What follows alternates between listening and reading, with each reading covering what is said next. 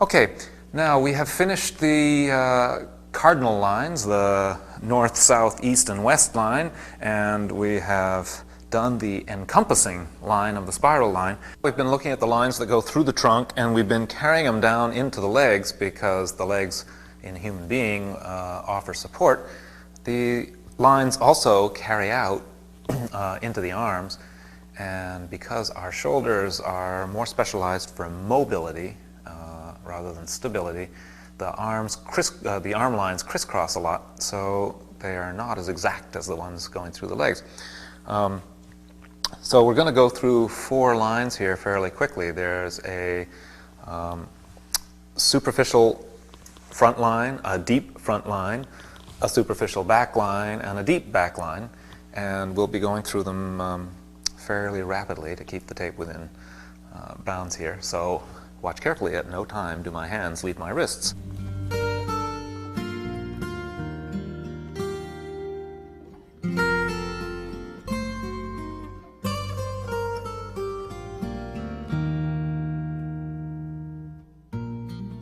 So starting with the deep back line of the arm, we start again with the rhomboids.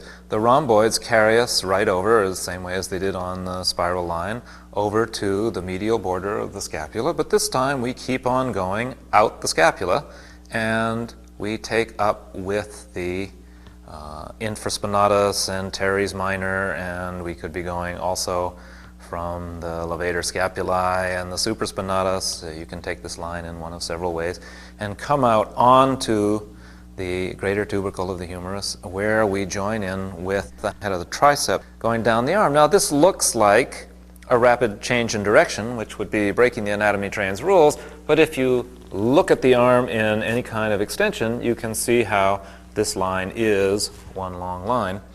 And that's going to carry us down to the olecranon of the elbow, right here, which is part of the ulna bone. So we go down right along the periosteum of the ulna here, off the styloid process, and on to the outside edge of the arm. And we'll trim this guy off, and there you can see the deep back line of the arm.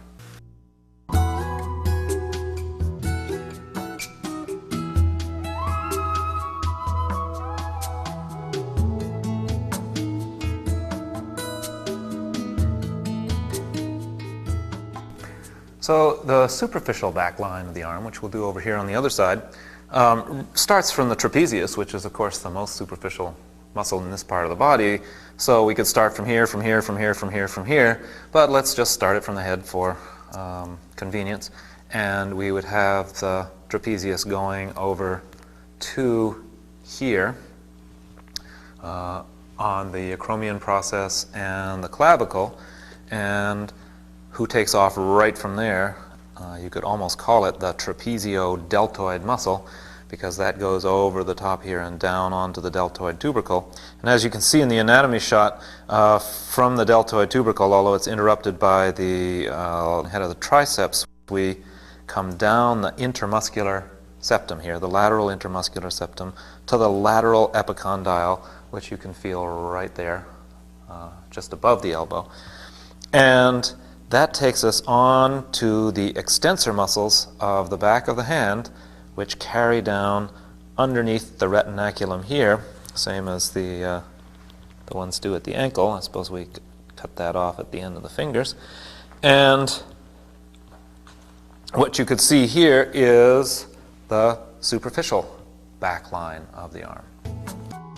The simple stretch works for the back of the arm lines. If your client leans back with the arms laterally rotated, you get a nice stretch on the superficial back line of the arm. If the client leans back with the arms medially rotated, you can feel it going right through the rotator cuff and the rhomboids in the back of the scapula there. Now let's turn our attention to the front lines of the arm.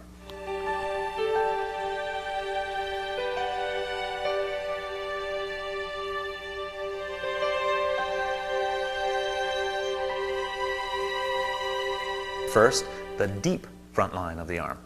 The deep front line, starting from the front of the body, would include the pectoralis minor muscle, not the major, which would come up here to the coracoid process, that little piece of the shoulder, the scapula that sticks through to the front.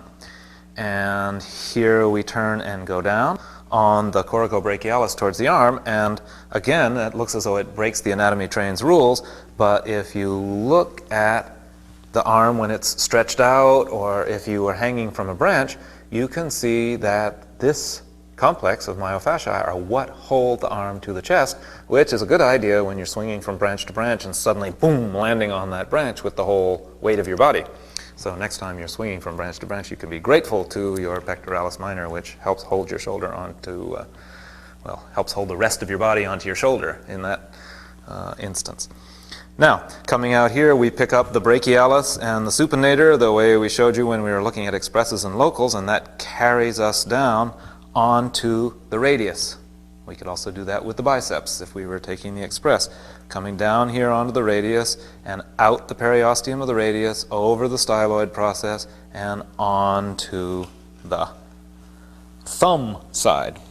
So if you look, you can see very clearly that the thumb side of your body is connected up through the radius, through the inner part of the arm, to the inside of the chest on the pectoralis minor muscle.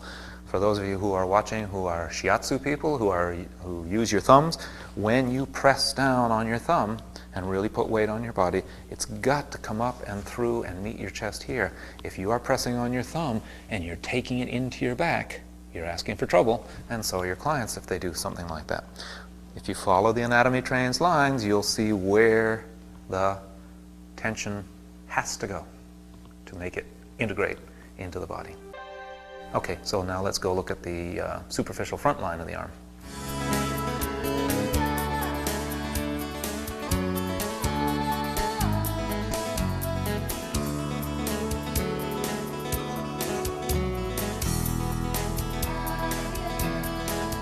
The superficial front line of the arm starts with several familiar muscles. You have the pectoralis major in the front coming this way, but you also, strangely enough, again, I say the arms are really diverse because they're so mobile, you also have the latissimus coming in from the back. Now, latissimus dorsi means the widest muscle of the back, but I'm sorry, it feeds into the superficial front line of the arm.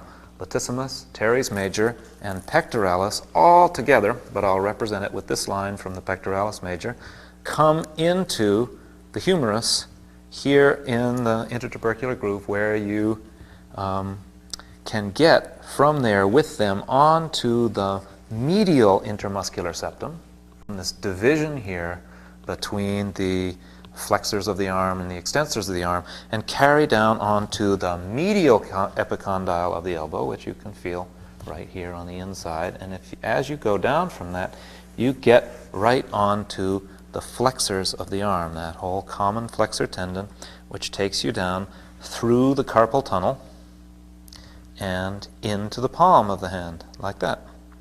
So this, if we look at how you stretch these two lines of the arm, the front lines of the arm, the superficial front line goes from the palm, up the front of the arm, up the inside, and on to the pectoralis major. The deep front line of the arm comes from the thumb, up the radius, up the biceps and the muscles underneath it, and into the pectoralis minor. So the superficial front arm line starts with the pectoralis and the other muscles, comes down the inside of the arm to the medial epicondyle, gets onto the flexor group, and ends up on the palm side of the hand. As I say, the arm lines, if you look through here and you hold me to all the detail, you'll find that there are exceptions to the lines. Things cross more than they do in the legs, and that's because the arms are really designed for mobility. Here's a simple stretch for the superficial front line of the arm. You let the client lean forward, bringing their breastbone forward, and you turn the arms so that they're laterally rotated to the edge of comfort of the client. To stretch the deep front line, do the same stretch, but with the arms medially rotated.